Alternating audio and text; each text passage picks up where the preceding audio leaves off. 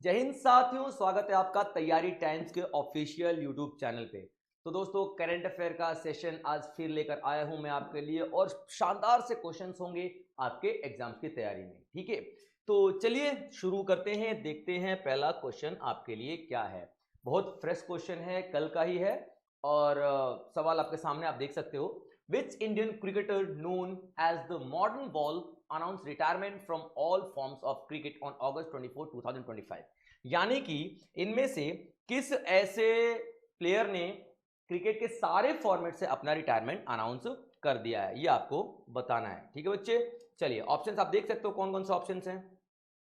विराट कोहली, चेतेश्वर पुजारा, अजिंक्य रहाणे और उसके बाद रोहित शर्मा। ठीक है, देखिए अक्सर ना फोटो देख के आंसर आपको पता चल जाता है, ज्यादा इसमें देखने की जरूरत नहीं है। तो चेतेश्वर पुजारा, ठीक है, इन्होंने क्रिकेट के सारे फॉर्मेट से, चाहे वो टेस्ट मैच हो, चाहे वो वनडे मैच हो, चाहे वो T20 हो, हर एक फॉर्मेट से इन्होंने रिटायरमेंट ले लिया है। ठीक है, ऑल फॉर्मेट्स आप यहाँ पे देखोगे। ठीक है, मैं बात करूंगा ऑल फॉर्मेट्स की। ठीक है बच्चे, चलिए हर एक फॉर्मेट से अब देखिए इनका थोड़ा रिकॉर्ड देख लेते हैं, इन्होंने कितने कितने मैचेस खेले हैं, क्या क्या किया हुआ है। ठीक है बच्चे, चलिए इन्होंने 103 टोटल मैच खेले हैं। ठीक है, 103 टोटल मैच खेले हैं, आप ये देखोगे। Clear point.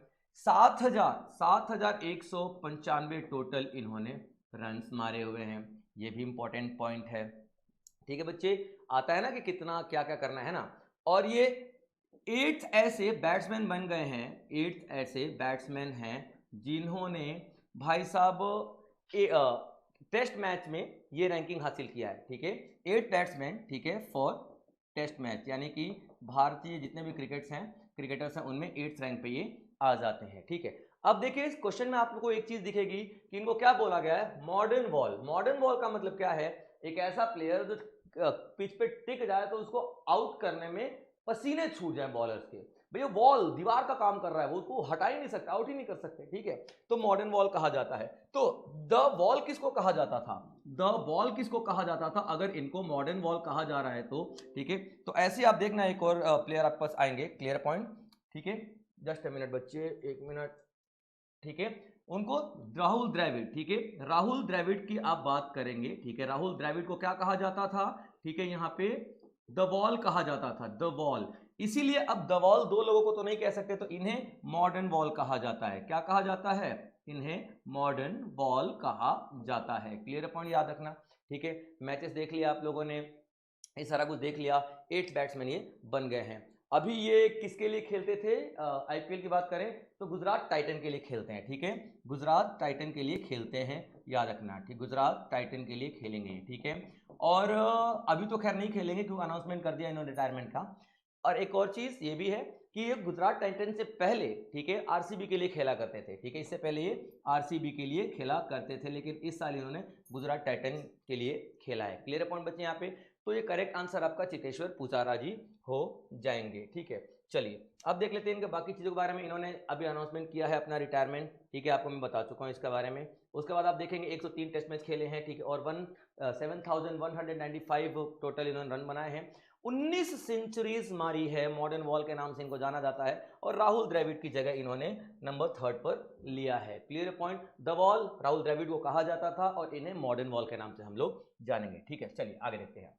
What does SASCI scheme aim to develop. यहाँ पे एक स्कीम का नाम आप लोगों को दिखाई देगा, SASCI। ठीक है, ये स्कीम किस लिए डेवलप की गई है, तो ध्यान से सुनिए। ठीक है, ये स्कीम का मतलब क्या होता है कि पहले तो फुल फॉर्म देख लीजिए, स्कीम का मतलब क्या होता है। ठीक है, special special assistance, special assistance, नाम से कई बार समझ में आ जाता है। ठीक है, याद रखना। फोर, ठीक है, for capital, for state capital investment. ठीक है, ये इसकी फुल फॉर्म है। ठीक है, क्लियर पॉइंट यहाँ पे, इन्वेस्टमेंट आप देखिएगा। ठीक है बच्चे, चलिए यानी कि SASCI, ठीक है, ये फुल फॉर्म है। अब ये वो स्कीम है जो कि केंद्र सरकार के द्वारा सेंट्रल गवर्नमेंट को पैसे दिए जाते हैं, लोन दिए जाते हैं। कितना लोन दिया जाता है, याद रखना, लोन दिया जाता है। ठीक है, लोन कैसा, इंटरेस्ट फ्री लोन दिया जाता है, यानी इंटरेस्ट नहीं लगेगा। ठीक है, इंटरेस्ट नहीं लगेगा। Clear point. कितने साल के लिए, तो 50 साल के लिए दिया जाएगा। ठीक है बच्चे, 50 साल के लिए दिया जाएगा। अब क्यों दिया जाएगा? कोविड में बहुत ज्यादा इकोनॉमी का लॉस हो गया था, तो केंद्र सरकार ने सोचा, सेंट्रल गवर्नमेंट ने सोचा कि स्टेट गवर्नमेंट को हम लोग ना लोन देते हैं डेवलपमेंट करने के लिए। ठीक है, क्या डेवलपमेंट करने के लिए लोन देते हैं। तो डेवलपमेंट वाला जितना भी जो इन्वेस्टमेंट होता है ना, उसको हम लोग कैपिटल इन्वेस्टमेंट बोलते हैं। जो भी रोड बना दिया, बिल्डिंग बना दिया, ब्रिज बना दिया, रेलवे बना दिया, इसको कैपिटल इन्वेस्टमेंट कहते हैं। तो स्टेट गवर्नमेंट को केंद्र सरकार, सेंट्रल गवर्नमेंट लोन देगी, 50 सालों के लिए देगी और इंटरेस्ट फ्री देगी, ताकि ये लोग अपने स्टेट में, अपने राज्य में डेवलपमेंट के सारे कार्य कर सके। क्लियर पॉइंट यहाँ पे। अब केंद्र सरकार का ये कहना है कि एक रिसर्च में हमने ये बताया है कि अगर आप 1 रुपए का इन्वेस्टमेंट करते हो तो आपकी जीडीपी 3 रुपए से बढ़ जाती है, 3 रुपए से बढ़ जाती है, यानी कि 300% से आपकी जीडीपी बढ़ जाती है। तो डेफिनेटली केंद्र सरकार ने सोचा कि भैया फिर यहीं पे क्यों ना इन्वेस्टमेंट किया जाए, और यहीं पे केंद्र सरकार ने इन्वेस्टमेंट का सोच लिया है। ठीक है बच्चे, तो ये जो स्कीम चलाई गई थी किस लिए? स्टेट को, अलग अलग स्टेट्स को पैसे देने के लिए लोन के तौर पे। ठीक है, अब यहां पे आपका जो सवाल है ऑप्शंस में से, स्मार्ट सिटी बनाने के लिए, टूरिस्ट डेस्टिनेशंस को बनाने के लिए, एक्सपोर्ट हब को, स्टार्टअप इनक्यूबेटर्स को, तो करेक्ट आंसर विल बी बच्चे टूरिस्ट डेस्टिनेशन। क्योंकि अभी जो ये स्कीम है SASCI, इसको बदला गया है। ठीक है, थोड़ा मतलब इसमें मॉडिफिकेशन किया गया, चेंज किया गया। अब ये क्या करेगी? लोन तो देगी, उतना ही लोन देगी, 50 साल के लिए देगी, लेकिन क्यों लोन देगी? ठीक है, याद रखना, लेस नोन, ठीक है, less known tourist destination,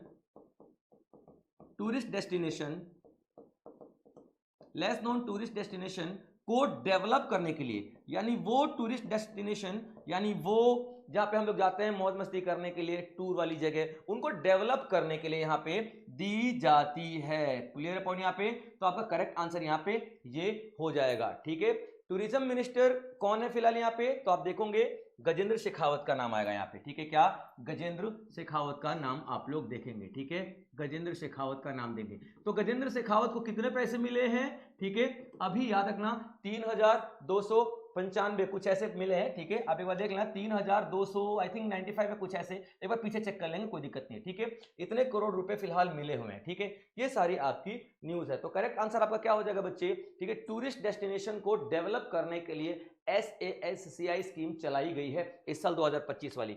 Covid वाली तो हर एक फील्ड के लिए किया गया था। क्लियर पॉइंट यहाँ पे। चलिए बच्चे, ये मैं आपको बता चुका हूं। ठीक है, SAS, ये S लगा लेना। ठीक है, SASCI स्कीम। ठीक है, ये आइकॉनिक हिडन टूरिस्ट साइट जो है इंडिया में, उनको डेवलप करने के लिए। Clear point. ठीक है, मिनिस्ट्री ऑफ टूरिज्म डेफिनेटली, ठीक है, यही लोन ले रही है तो यही डेवलप करेगी। ठीक है, और इसमें जो 40 प्रोजेक्ट, ठीक है, इसमें 40 डेस्टिनेशन को सोचा गया है, टारगेट किया गया है फिलहाल। ठीक है, और वो 23 स्टेट से हैं, ये भी आप लोग बात रखना। कितने स्टेट से हैं? 23 स्टेट से 40 प्रोजेक्ट मिले हैं, यानी 40 डेस्टिनेशन को यहाँ पे अलाउ किया गया है कि भैया आपको डेवलप हम लोग करने वाले हैं। ठीक है बच्चे, चलिए, और कितने? ये 100% सेंट्रली स्पॉन्सर्ड होगा। अब देखिए, मैंने आपको क्या बताया था कि स्टेट गवर्नमेंट केंद्र सरकार से लोन लेती है, लेकिन यहाँ पे तो टूरिज्म जो सेक्टर है, टूरिस्ट मिनिस्टर जो है वो तो केंद्र सरकार का ही है ना, तो केंद्र सरकार से ही थोड़ी लोन लेगी।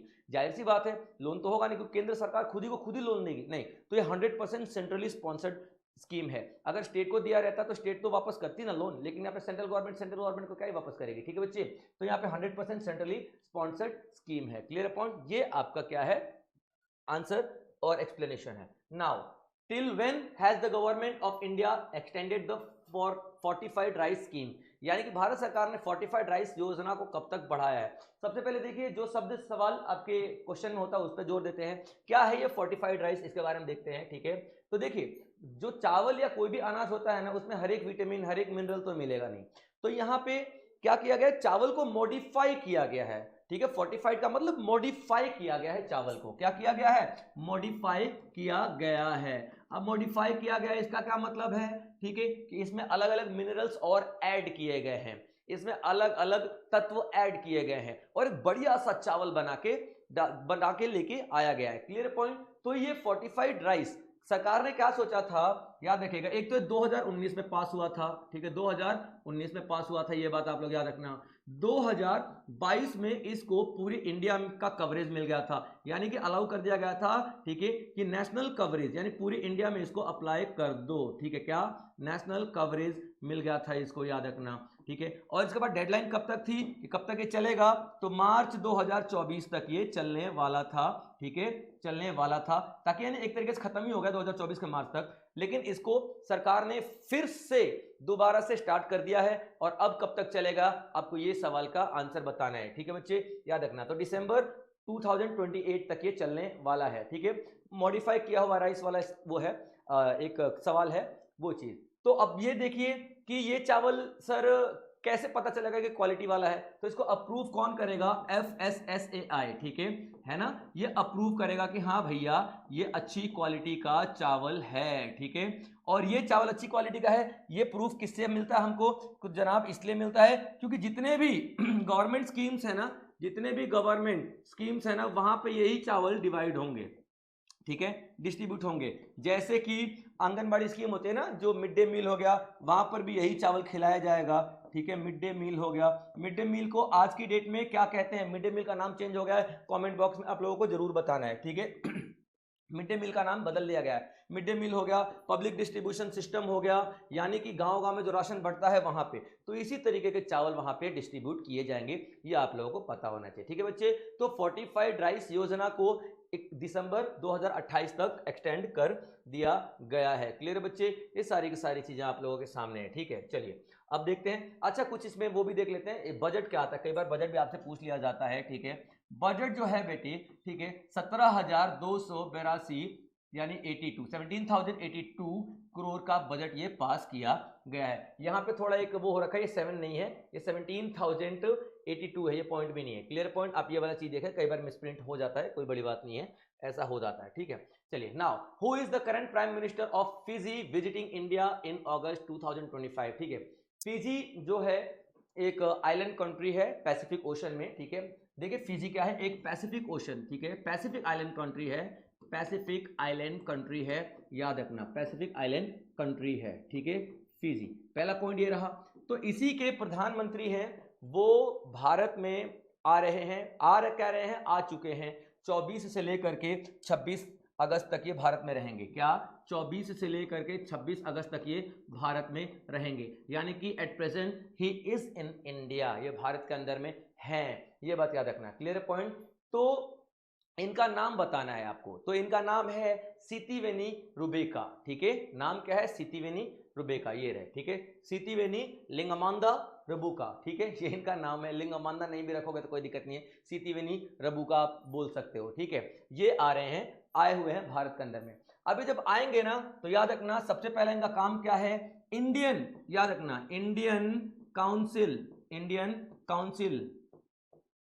ऑफ वर्ल्ड अफेयर, एक डिपार्टमेंट है Indian council of world affair, यानी कि यहाँ पे जितने बड़े बड़े फॉरेन नेता आते हैं ना, तो यहाँ पे आके मीटिंग करते हैं, ठीक है। ये यहाँ पे गए, कौन, यहाँ पे हमारे सितिवेनी साहब कहाँ गए, Indian council of war affairs, ठीक है। ये एक ऐसा बिल्डिंग है, वहां पे पहुंचे हैं, और यहाँ पे आके इन्होंने एक लेक्चर दिया। लेक्चर का नाम बहुत इंपॉर्टेंट है, याद रखना, इन्होंने एक लेक्चर दिया है, ठीक है, एक लेक्चर दिया है, और एक लेक्चर का नाम क्या है, ओशन ऑफ पीस, क्या नाम है, ओशन ऑफ पीस इसका नाम है, यानी कि शांति का समंदर, ठीक है, शांति का सागर या शांति का समंदर, इस स्पीच का नाम है। इन्होंने कहां पे दिया है, Indian council of world affair में दिया हुआ है, ठीक है। अब देखिए Indian council of world affair बनाया कब गया था, तो याद रखना 1943 में इसको बनाया गया था, ठीक है।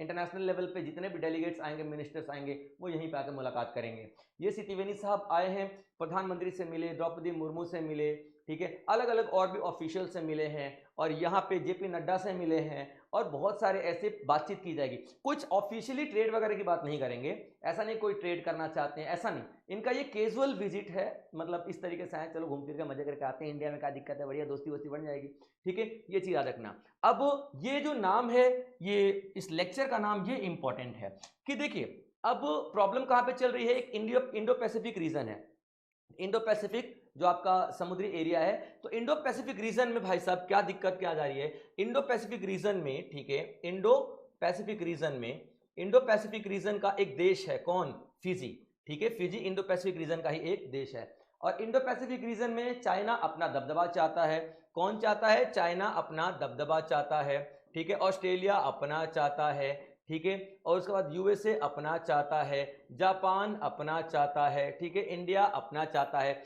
तो जो इंडो पैसिफिक रीजन में ना, ये देश अपना अपना दबदबा चाहते हैं। तो बहुत ज्यादा कॉन्फ्लिक्ट, बहुत ज्यादा लड़ाई झगड़े, इस तरीके की चीजें यहाँ पे चलती ही रहती हैं। यहाँ तक मैं तो ये कहूंगा कि जो ग्लोबल लेवल पे सबसे बड़ी राइवलरी है ना, वो फिलहाल यही चल रही है। तो ये फिजी आइलैंड के जो हमारे प्रधानमंत्री हैं सितिवेनी रबुका साहब, वो ये मैसेज देना चाहते हैं इस लेक्चर के जरिए कि भाई साहब, ओशन ऑफ पीस, इसे शांति का समंदर बनाओ, इसे जंग मत बनाओ, अखाड़ा मत बनाओ, युद्ध का मैदान मत बनाओ। तो इस लेक्चर के जरिए पूरे इंडो पैसिफिक रीजन में जितने भी कंट्रीज अवेलेबल हैं जो अपना दबदबा बनाने की रेस में हैं, उन सबको मैसेज देना चाहते हैं कि भाई साहब, यहाँ पे कॉन्फ्रंटेशन मत करो, ठीक है, एक दूसरे से झगड़ा वगैरह मत करो, पीस से रहो, प्यार से रहो, यही इनका मकसद है। क्लियर पॉइंट बच्चे? चलिए नेक्स्ट आगे देख लेते हैं। ये सारी चीजें मैं आपको बता चुका हूं। चलिए, which Indian city will host 3 major international sports event in 2025? एक ऐसा शहर है जो कि 3 बड़े बड़े इंटरनेशनल स्पोर्ट्स इवेंट को होस्ट करने जा रहा है भारत की तरफ से। तो आपको उसका नाम बताना है। न्यू दिल्ली, अहमदाबाद, बेंगलुरु या पुणे। ठीक है, चलिए, तो correct answer is Ahmedabad, Gujarat. ठीक है, चलिए, अब अहमदाबाद गुजरात जो है भाई साहब, ये 3 ऐसे इवेंट को इंटरनेशनल लेवल पे होस्ट करने जा रहा है। ठीक है, याद रखिएगा। पहला तो एक कॉमनवेल्थ, पहला जो आप देखेंगे कौन सा पहला इवेंट, कॉमनवेल्थ, ठीक है, कॉमनवेल्थ वेट लिफ्टिंग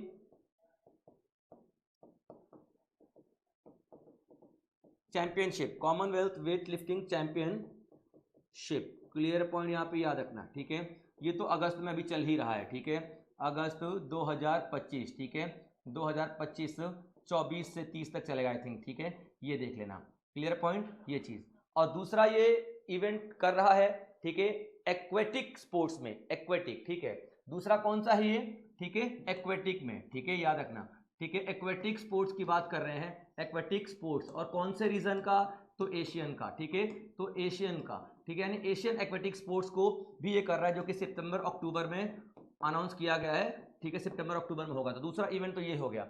तीसरा इसने, ठीक है, याद रखना, तीसरा इसने एशियन यानी AFC, Asian football club, AFC का नाम होता है एशियन फुटबॉल क्लब। ठीक है, अंडर 19, अंडर 17, ठीक है, यानी 17 साल से कम के जो युवा होते हैं ना, उनका मैच है ये भी हो रहा है। ठीक है, याद रखना, नवंबर दिसंबर में होगा, या नवंबर में शुरू होगा और दिसंबर में जाके खत्म हो जाएगा ये। ठीक है, और ये क्यों हो रहा है? 2026 के लिए जो आपका एशियन फुटबॉल क्लब है ना, इसका जो चैंपियनशिप 2026 में होने वाला है, उसका क्वालिफायर मैच होने वाला है यहाँ पे अहमदाबाद में। ठीक है, क्वालिफायर। ठीक है, यानी कौन कौन सी कंट्री क्वालिफाई करती हैं। ठीक है, ये भी तो इंपॉर्टेंट है ना। तो 3 इंटरनेशनल स्पोर्ट्स इवेंट होस्ट कर रहा है अहमदाबाद हमारा, कॉमनवेल्थ वेट लिफ्टिंग चैंपियनशिप। ठीक है, उसके बाद एक्वेटिक एशियन स्पोर्ट्स। एक्वेटिक का मतलब होता है पानी के अंदर वाले, स्विमिंग हो गया, या फिर पानी के अंदर और भी बहुत सारे गेम्स होते हैं, वो सारे सारे इसमें आ जाएंगे। ठीक है, तीसरा आपको AFC अंडर 17 जो क्वालिफाइंग मैच हो रहा है, वो आपका हो रहा है, क्वालिफाइंग टूर्नामेंट हो रहा है, वो अहमदाबाद में हो रहा है। ठीक है बच्चे, चलिए आगे देखते हैं।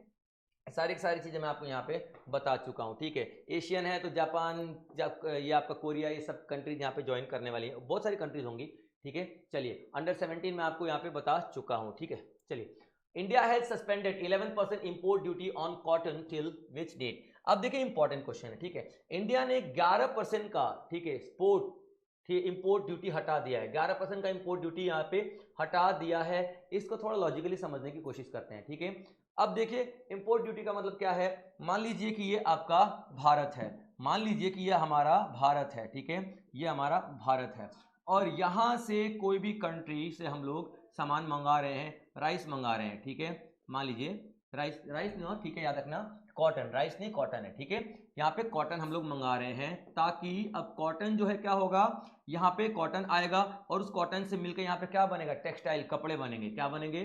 टेक्सटाइल कपड़े बनेंगे। ये बात याद रखना। अब कपड़े बना के भारत का अलग अलग देशों में सेल कर लेगा। ठीक है, अलग अलग देशों में सेल कर लेगा, अदर कंट्रीज में सेल करेगा। क्लियर पॉइंट यहाँ पे, ये बात आप पहले ध्यान रखें। ठीक है बच्चे, यानी कि अलग अलग देशों से कॉटन खरीदता है भारत। ठीक है, और नो डाउट भारत कॉटन का सबसे बड़ा प्रोड्यूसर भी है, लेकिन कॉटन एक ही प्रकार का नहीं होता, कॉटन की कई वैरायटीज होती हैं, तो हर एक वैरायटी तो इंडिया में नहीं आएगी, है ना। तो यहाँ पे भारत क्या करता है, वो वैरायटीज जो कि इंडिया में नहीं होती है, वो वैरायटीज को खरीदता है, उससे कपड़ा बनाता है और दूसरे देशों में बेच देता है। क्लियर पॉइंट यहाँ पे याद रख लेना।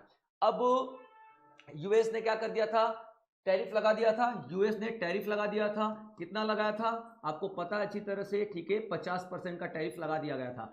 अब 50% का टैरिफ लगा देने से भारत यहां से जो सामान खरीदेगा, ठीक है, याद रख लेना, और प्रोसेस करेगा, यानी कि कपड़ा बना देगा, रुई खरीदेगा, कॉटन खरीद कपड़ा बना के, और वही कपड़ा बाहर बेचता है, तो जब बिकने जाता है ना, तो टैरिफ लग जाने से वो सामान उस कंट्री में महंगा हो जाता है। जैसे कि ये यूएस में बेच रहा था इंडिया, मान लो, ठीक है, तो यूएस में वो सामान 100 रुपए का था, लेकिन यूएस ने बोल दिया 50% हमको टैक्स चाहिए, तो इंडिया क्या करेगा, 100 रुपए में 50 रुपए और जोड़ देगा, ठीक है, और इनके लोगों से 150 रुपए में वो सामान बेचना शुरू कर देगा। यानी कि जब भी टैरिफ लगता है ना, तो सामान दूसरे देश में महंगा हो जाएगा, क्योंकि गवर्नमेंट 50 रुपए वहां की हमसे चार्ज करेगी, तो हम वो 50 रुपए कहां से वसूलेंगे, सामान की कॉस्ट में ही तो ऐड करेंगे ना, तो सामान को कॉस्ट में ऐड करके सामान महंगा हो जाता है। तो यूएस ने यही तो किया है कि भैया 50% टैरिफ लगा दिया, इसका मतलब इंडिया का सामान जब यूएस में बिकने जाएगा तो वहां पे 50% महंगा हो जाएगा, तो वहां पे महंगा हो जाएगा तो लोग खरीदेंगे नहीं, इंडियन सामान की कीमत बढ़ जाने की वजह से डिमांड अपने आप कम हो जाएगी। यही तो चाहता है यूएस, इसीलिए उसने 50% का टैरिफ यहाँ पे लगाया है। लेकिन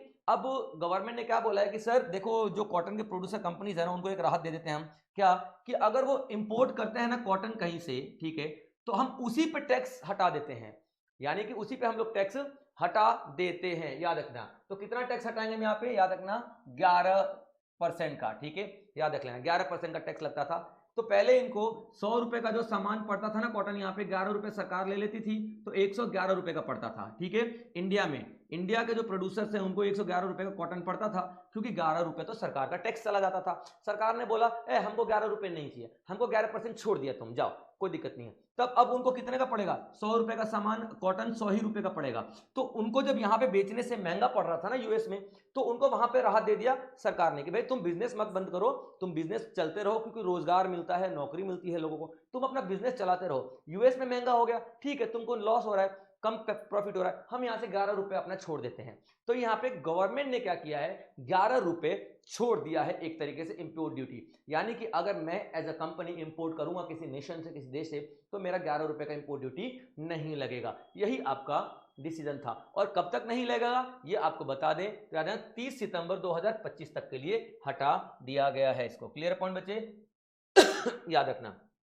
चलिए 11% इंपोर्ट ड्यूटी हटा दिया गया है, और इंडिया को रिलीफ दिया गया है। ये 50% लिख लेना, ये 60% नहीं है, क्योंकि यूएस ने 50% लगाया है, ठीक है बच्चे। चलिए ये सारी चीजें आपको पहले ऑलरेडी डिस्कस कर चुका हूं मैं। Who is the author of M S Swaminathan, the man who fed India? आपने नाम सुना होगा, the father of green revolution in India, या फिर Indian father of green revolution, ठीक है, याद रखना। तो एक किताब लिखी गई है, किताब का नाम क्या है, Swaminathan the man who fed India. ये स्वामीनाथन जिसने इंडिया को खाना खिलाया, जिसने भारत का पेट भरा, ये इस किताब का नाम है। ये किताब किसने लिखी है? तो सबसे पहले देखते हैं कि जनाब ये किनके नाम पे किताब है, और जिनका नाम पे किताब है वो किताब वाले जिनके नाम पे वो हैं कौन। तो याद रखना, याद 1960s की बात है, 60s की बात है। हमारे पास खाने के लिए अच्छे गेहूं नहीं थे, हमारे पास खाने के लिए अच्छे गेहूं नहीं थे, अच्छे अनाज नहीं थे। तो हम क्या करते थे कि यूएस से अनाज मंगाते थे, अलग अलग देशों से अनाज मंगाते थे। और सुन के बहुत बुरा लगेगा कि यूएस में, ठीक है, उस टाइम वो अनाज जो हमारे यहाँ यूएस भेजता था, उनके यहाँ पे सुअर खाते थे, इतना घटिया क्वालिटी का अनाज वो लोग भेजते थे हमारे पास, चावल का, गेहूं का। तब यहाँ पे याद रखना, इंदिरा गांधी आ चुकी थी उस टाइम। इंदिरा गांधी ने कदम उठाया कि ना, हम खाना अच्छा खाएंगे और किसी पे डिपेंड नहीं रहेंगे। तब उन्होंने ग्रीन रिवोल्यूशन, हरित क्रांति शुरू की, ठीक है, ग्रीन रिवोल्यूशन शुरुआत की, हरित क्रांति की शुरुआत की, याद रखना, ग्रीन रिवोल्यूशन, ताकि हम अनाज में, ठीक है, ताकि हम अनाज में सेल्फ डिपेंडेंसी हो सके, यानी कि किसी से हमको मांगने की जरूरत ना पड़े। ग्रीन रिवोल्यूशन की शुरुआत उन्होंने करवाई, ठीक है। तो भारत में ग्रीन रिवोल्यूशन की शुरुआत किसने की थी, याद रख लेना, एम एस स्वामीनाथन ने। किसने? एम एस स्वामीनाथन ने। अब इन्हें कहां से प्रेरणा मिली एम एस स्वामीनाथन को, ठीक है, याद रखना। तो एम एस स्वामीनाथन को सर प्रेरणा मिलती है कहां से? एक इंटरनेशनल लेवल पे उसी टाइम एक मैक्सिको के साइंटिस्ट थे, वो काम कर रहे थे, ठीक है, याद रख लेना, सेम फील्ड में काम कर रहे थे, ठीक है। क्या नाम था उनका? नॉर्मन, ठीक है, नॉर्मन बोरलॉग उनका नाम था, ठीक है बच्चे, नॉर्मन बोरलॉग उनका नाम था। वो मैक्सिको के थे, वो भी इसी फील्ड में काम कर रहे थे, लेकिन इंटरनेशनल लेवल पे। तो एम एस स्वामीनाथन ने उनसे संपर्क किया और अलग अलग अनाज मंगाए, जैसे कि ड्वार्फ व्हीट मंगाया, ड्वार्फ व्हीट, ठीक है, बौना गेहूं याद रखना, ठीक है, ड्वार्फ व्हीट मंगाया यानी कि बौना गेहूं मंगाया, ठीक है, किससे, यहाँ नॉर्मन बोरलॉग से, क्योंकि इंटरनेशनल लेवल पे बहुत अच्छा काम कर रहे थे, ठीक है, और उस गेहूं को इंडिया में लाके प्रोसेस किया गया अपनी मिट्टी के हिसाब से और ढाला गया और बढ़िया उपज करवा दी गई भाई, कमाल की उपज करवा दी गई, ठीक है, ये सारी चीजें। फिर हमारा U480, I think U480 rice था, ठीक है, वो इन्होंने डेवलप किया। U480 नाम का एक वेराइटी है, ठीक है, चावल की, ठीक है, ये भी इन्होंने डेवलप किया। यानी कि देखा जाए तो अनाज के क्षेत्र में इन्होंने बहुत अच्छा काम किया है, तभी तो हम 1974 आते आते एग्जैक्ट 1974 की बात कर रहे हैं, 1974 में हम क्या बन गए थे, सेल्फ सफिशिएंट बन गए थे। सेल्फ सफिशिएंट का मतलब क्या होता है, अब हमें इंपोर्ट करने की जरूरत नहीं है, हम इतना तो उगा लेते हैं, ठीक है। इसी वजह से हमारे MS स्वामीनाथन साहब को क्या कहा जाता है, फादर ऑफ, क्या कहा जाता है, father of green revolution, green revolution in India, याद रख लेना, रिवॉल्यूशन इन इंडिया कहा जाता है, भारत के अंदर का, ठीक है, भारत की हरित क्रांति का जनक कहा जाता है इन्हें। और इंटरनेशनल लेवल पे किसे कहा जाता है, father of green revolution Norman Borlaug साहब को कहा जाता है। क्लियर पॉइंट बच्चे यहाँ पे, तो this is your correct answer, ठीक है, ओके, आंसर तो मैंने बताया है, नहीं तो आपको तो पता हो जाना चाहिए था, आप तो आंसर दे देना चाहिए था, ठीक है। चलिए, तो यहाँ पे नाम है प्रियंबदा जयकुमार, ठीक है, प्रियंबदा जयकुमार साहब ने किताब लिखी है MS स्वामीनाथन के नाम पे, ठीक है, और टाइटल क्या है, MS Swaminathan the man who fed India, जिसने भारत का पेट भरा, भारत को खाना खिलाया, ठीक है बच्चे। नाउ ये सारी चीजें मैं आपको पहले बता चुका हूं। Now what is the name of Iran 2 days missile drill conducted in the Indian Ocean and sea of Oman, 2 ocean, ठीक है, इंडियन ओशन में और सी ऑफ ओमान में यहाँ पे एक ड्रिल कंडक्ट किया गया है, किसके द्वारा, ईरान के द्वारा। उस ड्रिल का नाम आपको बताना है, ठीक है। ड्रिल का मतलब क्या होता है, मिलिट्री ड्रिल, ड्रिल जैसे कि हम लोग अपने हथियारों का प्रदर्शनी करते हैं, हम लोग अपने शिप का प्रदर्शनी करते हैं, दिखाते हैं दुनिया का हमारे पास ये हथियार है, ये हथियार है, उसको हम लोग ड्रिल बोलते हैं, ठीक है बच्चे। तो यहाँ पे क्या है, इसने भी एक ड्रिल किया है, 2 दिन का ड्रिल किया है, ठीक है, 2 दिन का ड्रिल किया है। तो ड्रिल का नाम है यहाँ पे सस्टेनेबल पावर 1404, ठीक है, सतत शक्ति 1404। नाम क्यों लग रहा है सतत शक्ति यानी कि सस्टेनेबल पावर, क्योंकि देखिए 12 दिन का एक युद्ध चला था, 12 दिन का एक युद्ध चला था, याद रखना, ठीक है। कब चला, किसके बीच में चला था, तो इजराइल, ठीक है, इजराइल और ईरान के बीच में चला था, आपको शायद याद होगा, जून जुलाई के आसपास, इसी महीने में, ठीक है, जून जुलाई के आसपास, लास्ट ईयर, ठीक है, ये आपने देखा होगा, ठीक है। तो जो ये वॉर चला था 12 दिन चला था, ठीक है। तो ये 12 दिन में इजराइल को लग रहा था कि इसने ईरान को तबाह कर दिया, इसने ईरान को मार दिया, खत्म कर दिया, ठीक है। तो ईरान ने इसी चीज का मैसेज देने के लिए, भैया इजराइल तुम हमको खत्म नहीं किए हो, ठीक है ना, हम अभी भी उतने ही पावरफुल हैं, दम है तो आओ फिर से लड़के देख लेते हैं क्या दिक्कत है ना। तो इसलिए ये अभी डेमोन्स्ट्रेशन किया गया है, इसीलिए सस्टेनेबल पावर नाम रखा गया ईरान के द्वारा, हमारी पावर सस्टेन्ड है, ठीक है, हमें कोई हरा नहीं सकता है। ये इस मैसेज, इस ड्रिल से मैसेज देना चाहता है पूरी दुनिया को, ये बात याद रखना, ठीक है। और कादिर नासिर नाम के मिसाइल से यहाँ पे कादिर, ठीक है, कादिर नासिर नाम के जो मिसाइल्स हैं उसका परीक्षण, यहाँ परीक्षण तो पहले हो चुका है, उसका डेमोन्स्ट्रेशन यहाँ पे किया गया है, इस ड्रिल में दिखाया गया है। क्लियर पॉइंट यहाँ पे, ये पॉइंट आप ध्यान से समझेंगे। तो ये बहुत ज्यादा नहीं, आपको नाम याद रखना है, ठीक है, 2 ओशन का, इंडियन ओशन और ओमान ओशन ने कंडक्ट किया गया है, और सस्टेनेबल ड्रिल 1404 इसका नाम है, ये आपको याद रखना है, ठीक है। ये सारी की सारी चीजें मैं नादिर कासिर में आपको बता चुका हूँ कौन कौन सी मिसाइलें यहाँ पे लॉन्च की गई हैं। Now next question is when is the first test flight of Gaganyaan schedule, ठीक है, गगनयान शेड्यूल का, गगनयान जो है उसका पहला फ्लाइट कब शेड्यूल की गई है, यानी कि कब लॉन्च की जाएगी, आपको ये बताना है, ठीक है। अक्टूबर 2025 तक, दिसंबर 2025 तक, 2025 तक, मार्च 2026 तक, जुलाई 2026 तक। तो करेक्ट आंसर इज दिसंबर 2025 तक। तो सर ये है क्या गगनयान, चंद्रयान 1, 2, 3 तो हम लोगों ने देखा था, अब ये गगनयान क्या है ये आपको यहाँ पे मैं बता देता हूँ, ठीक है। गगनयान की बात करते हैं तो गगनयान, इसमें पहली बात 3 बंदे जाएंगे, मैंड होगा ये, पहली बात तो यान है, और कहां पे जाएगा, अर्थ के लोअर ऑर्बिट में जाएगा, ठीक है, अर्थ के लोअर ऑर्बिट में जाएगा, लोअर ऑर्बिट ऑफ अर्थ, ये पहली पॉइंट आप याद रखना, ठीक है, लोअर ऑर्बिट ऑफ अर्थ, ठीक है, यहाँ पे जाएगा, कौन जाएगा, ठीक है, तो गगनयान जाएगा, ठीक है, यान जाएगा, याद रखना। और गगनयान ये क्या होगा, मैन्ड होगा, यानी कि इसमें बंदे जाएंगे, आदमी जाएंगे। कितने बंदे होंगे, तो 3 बंदे होंगे, ये बात आप याद रखना, ठीक है। और यहाँ पे इसरो ने क्या कहा है कि साहब हमारे ना टेस्ट होने थे, है ना, हमारे ट्रायल्स होने थे, ठीक है, उसमें तो तकरीबन 9000 टेस्ट लिखे गए थे इसको प्रूफ करने के लिए, जिसमें 7000 प्लस टेस्ट हम लोग कर चुके हैं और सारे सक्सेसफुल रहे हैं। पहला पॉइंट तो ये। दूसरा पॉइंट, इसने 196 माइलस्टोन पार कर लिया है, ठीक है, इसकी टेस्टिंग ने 196 माइलस्टोन पार कर लिया है। माइलस्टोन का मतलब क्या होता है, पड़ाव, ठीक है। अगर मैं बोल रहा हूं कि मुझे यूपीएससी क्लियर करना है, तो पहला माइलस्टोन क्या होगा, हिस्ट्री। दूसरा माइलस्टोन क्या होगा, मैं पॉलिटी पे कवर करूं। तीसरा माइलस्टोन, ऐसे मैं माइलस्टोन डिसाइड करूंगा ना, ठीक है, पहला टारगेट, दूसरा, तीसरा, और मैंने 25 टारगेट पूरे कर लिया। 25 टारगेट पूरा करने के बाद मैं यूपीएससी क्लियर कर लूंगा। वैसे ही गगनयान की बात करें तो गगनयान जो है, इसके बहुत सारे ऐसे टारगेट्स थे, उन सारे टारगेट्स में से 196 टारगेट अभी तक कंप्लीट किया जा चुका है, यानी कि तकरीबन 90% का काम पूरा हो चुका है, नियर अबाउट 90% का काम इसका हो चुका है, याद रख लेना, ठीक है। और इसमें 80% जो इक्विपमेंट्स है, याद रखना, 80% इक्विपमेंट्स इंडिजिनस है, ठीक है, इंडिजिनस है, यानी कि भारतीयों का है, भारतीयों ने इसको 80% डिजाइन किया, हर एक चीज आपको बता दिया गया यहाँ पे। क्लियर पॉइंट बच्चे यहाँ पे।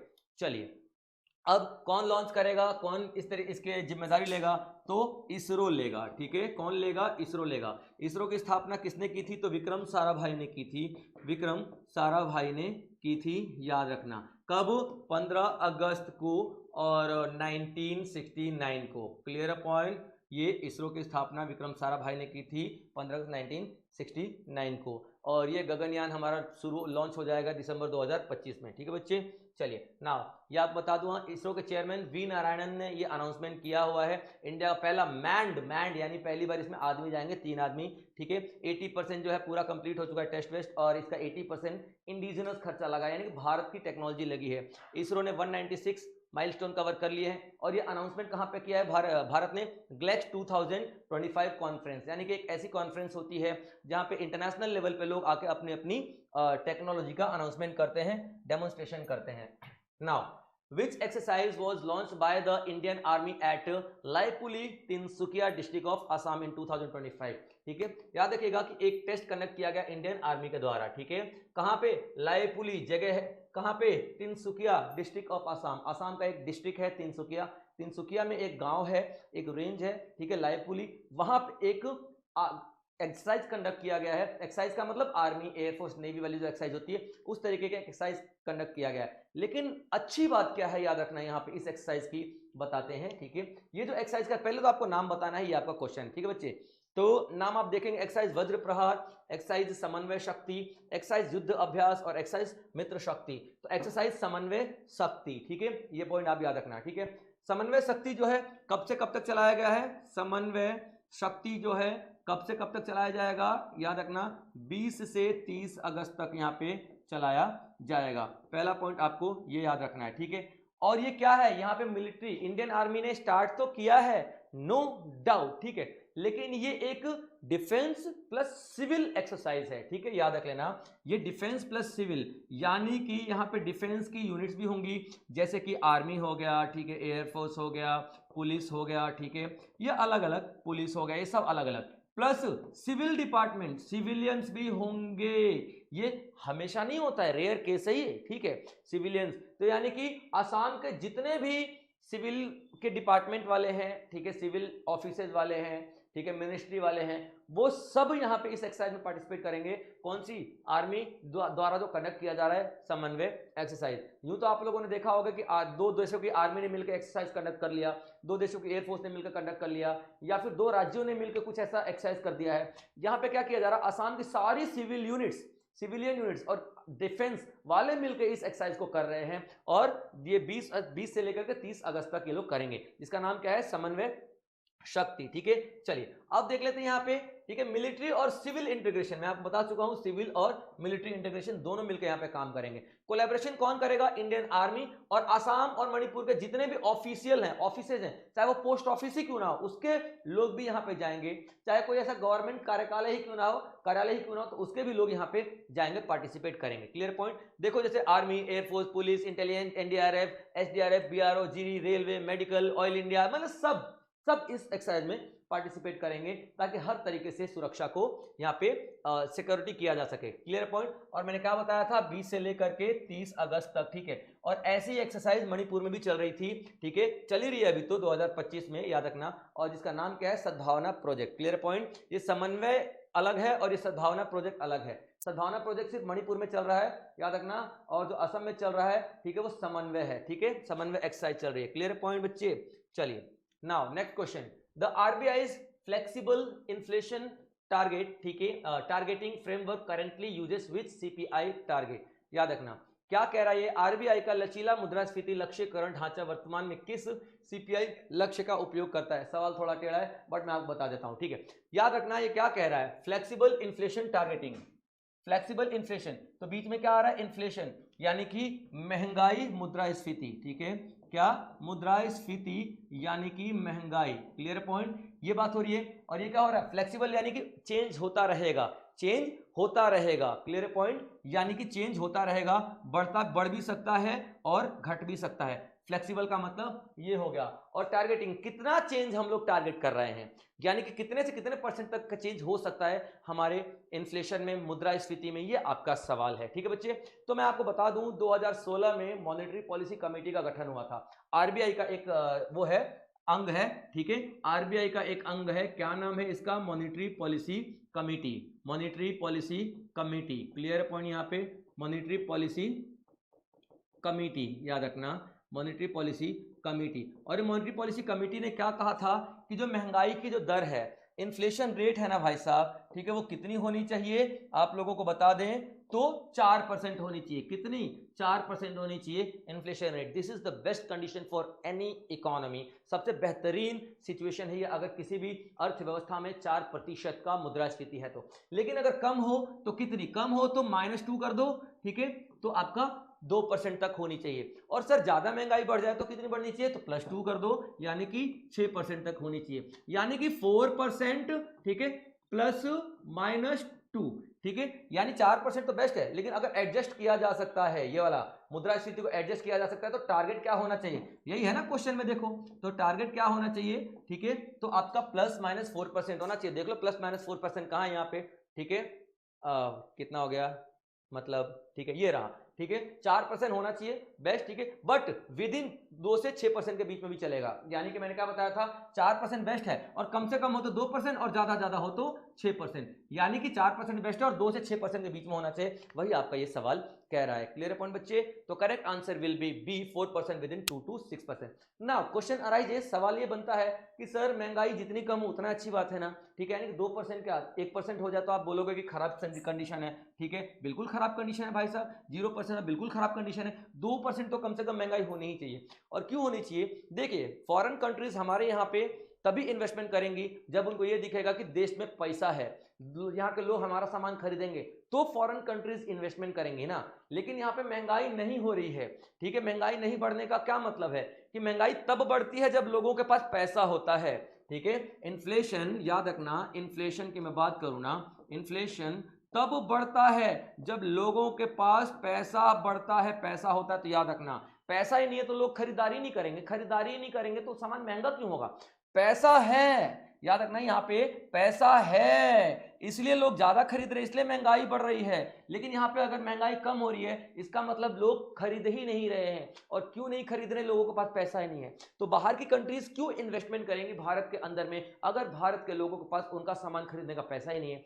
तो हमको इन्वेस्टमेंट लाने के लिए दिखाना पड़ता है कि नहीं, ये 2% तो महंगाई हमारी है, लेकिन लोगों पर पैसा है तभी तो महंगाई बढ़ी है ना, वरना महंगाई बढ़ती ही नहीं। तो 2% तो कम से कम हमको रखना ही पड़ेगा, ये बात आप याद रखना। Clear point. और ज्यादा महंगाई हो गई 6 से ज्यादा तो देश का नुकसान, वैसे ही गरीब लोग कहाँ जाएंगे। ठीक है, तो ये टारगेट आप लोगों को पता होना चाहिए। मॉनेटरी पॉलिसी कमेटी 2000 16 में इसको बनाया गया था। आपको कमेंट बॉक्स में बताना है कि किसके रिकमेंडेशन पे बनाया गया था, किस आरबीआई के गवर्नर की रिकमेंडेशन पे बनाया गया था, ये भी मैंने आपको हिंट दे दिया, आपको बताते हैं। क्लियर पॉइंट बच्चे यहाँ पे।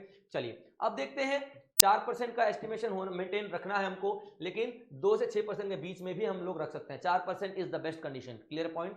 अब जो मॉनेटरी पॉलिसी कमेटी होती है ना, हमें हर मॉनेटरी पॉलिसी कमेटी की जो बैठक होती है ना, मीटिंग 5-5 साल में होती है। ठीक है, तो एक पहली बार हुई थी 2016 में, ठीक है, उसके बाद 2021 में और 2026 में होने वाली है। तो अभी से ही तैयारी चल रही है।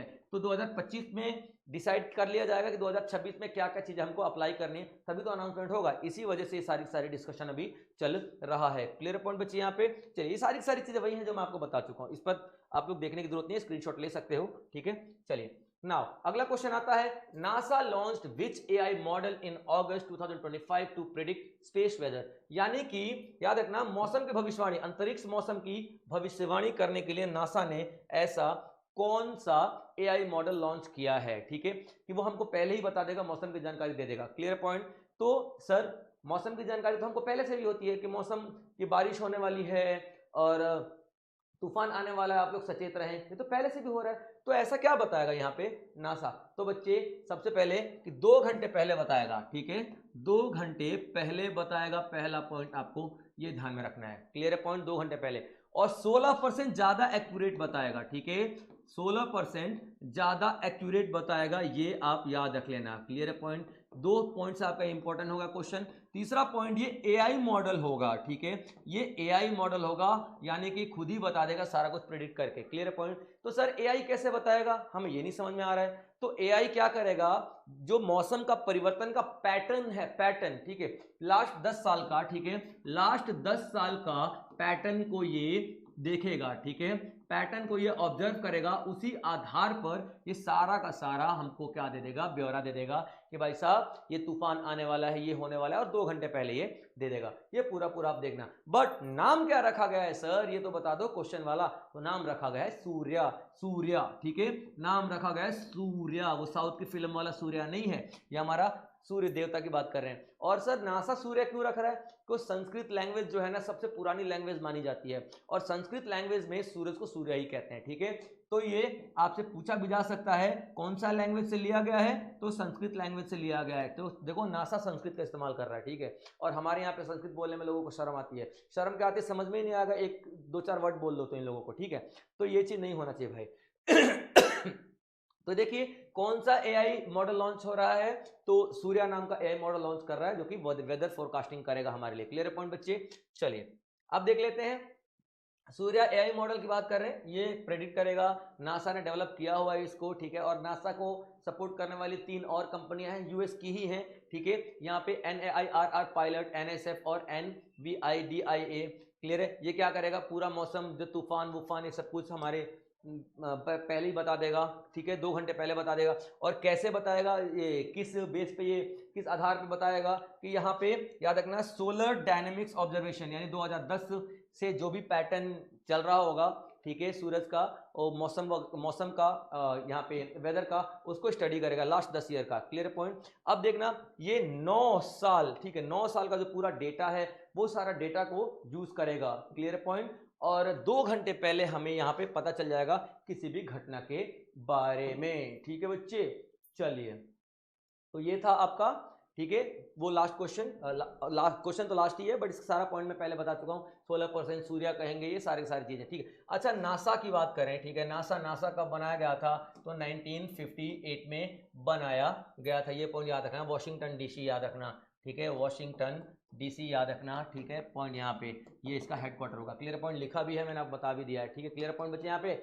चलिए ठीक है, और ये था आज का सेशन कंप्लीट बच्चे। ठीक है, और आई होप आप लोगों ने एंजॉय किया होगा, सारी चीजें मैंने एक्सप्लेन की अच्छी से, आपने छोटे छोटे नोट्स बनाए होंगे, क्योंकि आपका सिलेक्शन ही हमारा टारगेट है। अगर आपने इस चैनल को सब्सक्राइब नहीं किया है बच्चे, तो प्लीज सब्सक्राइब कर लीजिए, और बेल आइकन जरूर हिट कर लीजिएगा, ताकि नोटिफिकेशन आप तक पहुंच जाए। देखिए आपका कुछ भी नहीं बिगड़ेगा, लेकिन हम ज़्यादा लोगों तक पहुंच पाएंगे आपके इस छोटे से एक्शन से। और अपने दोस्तों को जरूर शेयर करें, ताकि वो भी इसका लाभ उठा सकें। चलिए मिलेंगे अगले सेशन में, तब तक आप लोग अपना ध्यान रखेंगे बच्चों। जय हिंद।